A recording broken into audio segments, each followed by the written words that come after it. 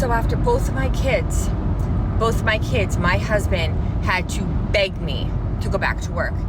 I couldn't picture it. I couldn't picture leaving my tiny little baby, with strangers. And it doesn't matter that so much of our world does this. Like, it happens every day. These are beautiful women taking care of our kids. I'm grateful for them. I love them for it. I didn't want that. My first kid, my husband said, Beth, we'll be on welfare. I said, I don't care.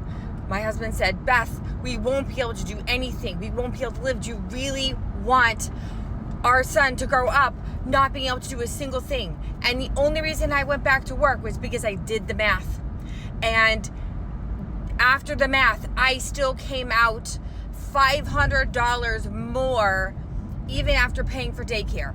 That $500 was the make or break because we needed it. We couldn't have paid our bills. We couldn't have done anything. We had debt.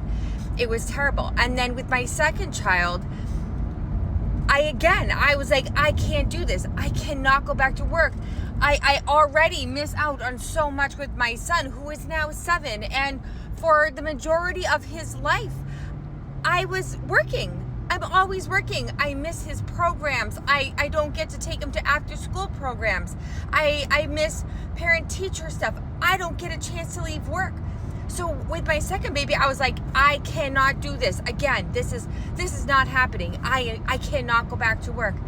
And my husband said, Beth, look at this house. We had just finally got a house because it would have cost the same amount to rent a 3-bedroom apartment as to pay a mortgage. Okay? My husband said, look at this house. Are you going to tell your son that he can't live in this house anymore? Are you going to tell your son that he has to change schools again? And I almost died. And I was just like, oh my gosh. I didn't want to leave my babies. But I didn't have a choice. And now I am, again, at that point where I'm working from home now. Since COVID, I'm working from home. But I still can't have my kids at home because my job requires me to be on the phone with people all day long, and I have to focus and I have to do that. And you get in trouble if you are not paying attention to the customer.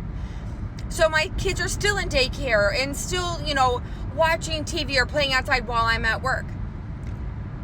But this is where the really amazing thing happened. I found Legacy Builder. I found digital marketing. And all of a sudden, I went from being hopeless to having not just hope, but having some peace. I have hope. I have a plan. I have goal. I see movement.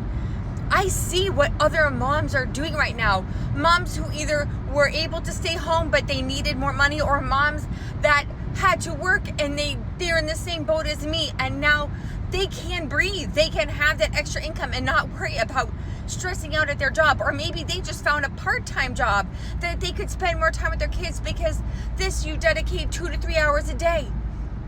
And they have hope. And that is why I love Legacy Builder. It has given me my hope back.